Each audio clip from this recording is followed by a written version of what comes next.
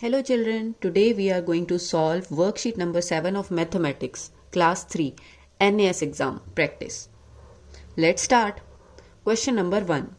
Which is broken part of the given chocolate? ये एक chocolate है, इसका जो टूटा हुआ हिस्सा है वो इनमें से कौन सा है? तो यहाँ हम देखेंगे ऊपर के हिस्से में 2 बॉक्स आ सकते हैं और नीचे वाले में 3.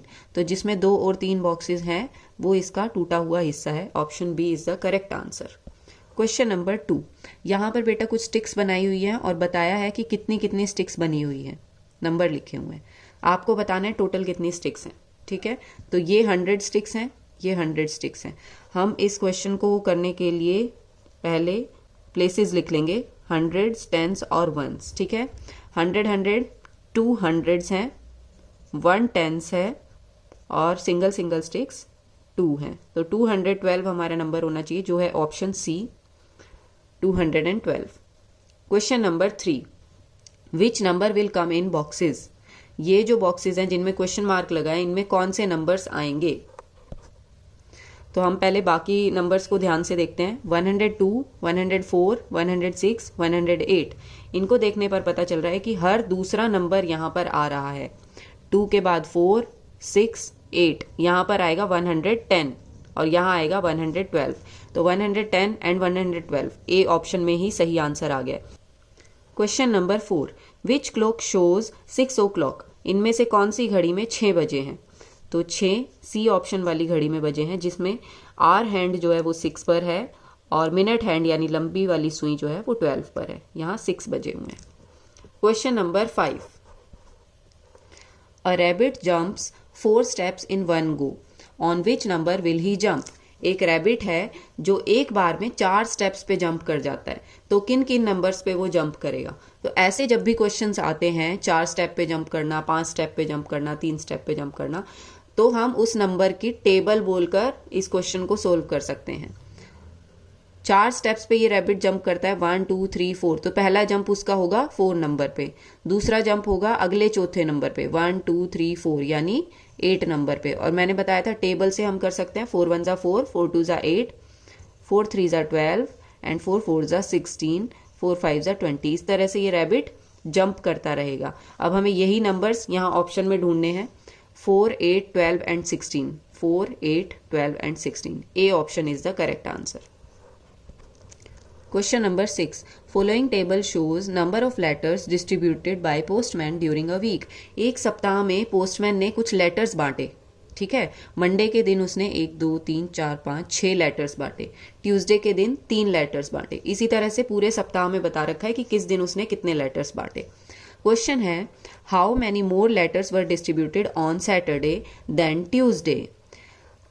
ट्यूसडे में जितने लेटर्स बांटे गए थे उससे कितने ज्यादा लेटर्स सैटरडे में बांटे गए हैं? तो ट्यूसडे में थे 3 लेटर्स और सैटरडे में है 1 2 3 4 5 6 7 8 9 10 लेटर्स. तो 3 से 10 कितना ज्यादा है? 7 ज्यादा है. ठीक है, 3 तो ट्यूसडे को भी बांटे गए थे, एक्स्ट्रा कितने बांटे गए सैटरडे को? 1 2 3 4 5 6 7. ठीक है, 7 is the correct answer. Question number 7. Which of these is rectangular shape? इनमें से कौन सी शेप रेक्टेंगुलर है यानी एक रेक्टेंगल है? तो ये शेप रेक्टेंगल है. ठीक है, रेक्टेंगुलर शेप कुछ इस तरह की होती है जिसमें 90 डिग्रीज के एंगल बने होते हैं और ऑपोजिट साइड्स इक्वल होती हैं. अब आप बोलोगे ऑपोजिट साइड तो इसमें भी इक्वल है, लेकिन ये तिरछी शेप बनी हुई है. बेटा इसको आप बड़ी क्लासेस में जाके पढ़ोगे तो ये होता है पैरेललोग्राम. ठीक है, रेक्टेंगल ये होता है जो सीधा होता है. ठीक. Question number 8. Which of these veg more than 10 kilograms? इनमें से किसका वजन 10 किलोग्राम से ज्यादा है? तो शूज हल्के होते हैं, ज्योमेट्री बॉक्स भी हल्की होती है, मोबाइल फोन भी हल्का होता है. ये है गैस सिलेंडर, ये बहुत भारी होता है, ये 10 किलोग्राम से ज्यादा वेट का होता है. तो ऑप्शन सी सही आंसर है. Question number 9. Deer jumps 7 steps in one at one time. एक हिरन है जो 7 स्टेप्स पे एक बार में ही कूद जाता है. ठीक है, on which number can he jump accordingly? तो इस हिसाब से वो इनमें से कौन से नंबर पे कभी ना कभी कूदेगा. ठीक, तो मैंने आपको बताया था कि ये जो 4 नंबर पे कूदना या 7 नंबर पे कूदना, तो हम उस नंबर की टेबल बोल सकते हैं उसके लिए. ठीक है, तो अगर डियर पहली बार में 7 पे कूदता है तो दूसरी बार में 7 2 14 पे कूदेगा, फिर 21 पे कूदेगा, फिर 28 पे कूदेगा, फिर 35 पे जंप करेगा। ठीक है, तो यहाँ पर लिखे हुए नंबर्स में से और कोई नंबर तो है नहीं, लेकिन 35 यहाँ है जो कि सही आंसर होगा। इसका मतलब है डियर कभी ना कभी 35 नंबर पे तो ज़रूर कूदेगा। 15 पे भी नहीं कूदेगा, 17 पे भी नहीं, और 21 पे भी नहीं, 22 पे भी नहीं, सॉरी। ठीक है, question number 10, how many days were there in the month of February 2021? फरवरी 2021 में टोटल कितने दिन थे? तो इसका आंसर होगा 28, क्योंकि फरवरी 2021 लीप ईयर नहीं है। अगर यहाँ पर कोई लीप ईयर दिया होता तो उसका आंसर होता 29। अब आपको पता कैसे चलेगा कि कौन सा ईयर लीप ईयर है और कौन सा नहीं है?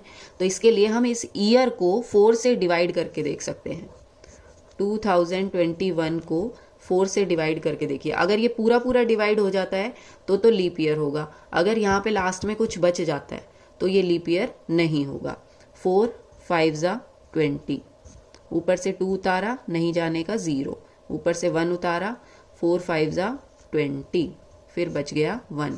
तो बेटा ये 1 बच गया ना, इसका मतलब 2021 लीप ईयर नहीं है। ठीक, और क्योंकि ये लीप ईयर नहीं है तो इसमें 28 डेज होंगे। Correct. Question number 11, how many sides are there in shape 2 if you cut the triangle from line? अगर इस लाइन से आप ये ट्रायंगल ऊपर वाला कट कर दो तो जो शेप 2 है, यानी कि ये वाली जो शेप है, इसमें कितनी साइड्स होंगी? तो इसमें 1 2 3 4 साइड्स होंगी। Option B is the correct answer. Question number 12, Reena has 21 flowers, she wants to decorate 3 vases with these flowers equally. तो ये जो 3 वास हैं, फ्लावर वास हैं, रीना 21 फ्लावर्स को इन वास में इक्वली डिस्ट्रीब्यूट करना चाहती है, इक्वली बांटना चाहती है, बराबर बराबर। तो जब भी आपको किसी ज्यादा चीज को थोड़ा थोड़ा करके बराबर बराबर बांटना होता है तो हम उसमें बांटना यानी डिवाइड करते हैं। ठीक है, 21 फ्लावर्स को बांटना है और 3 ग्रुप्स में बांटना है। ठीक है, तो 3 से डिवाइड कर देंगे 21 को, 3 7 21। इसका मतलब होगा कि 7 फ्लावर्स हम हर एक वास में लगा देंगे। 7 is the correct answer. Question number 13, Ankita bought 3 kilograms of potatoes. She cooked 1 kilogram of potatoes. How many potatoes are left with her now? Ankita 3 kilogram आलू लेकर आई, उसने 1 किलोग्राम आलू कुक कर लिए, पका लिए। अब उसके पास कितने आलू बचे हैं? 3 में से अगर 1 किलोग्राम उसने पका लिया है तो ऑब्वियसली 2 किलोग्राम बचेंगे, है ना, 2 किलोग्राम।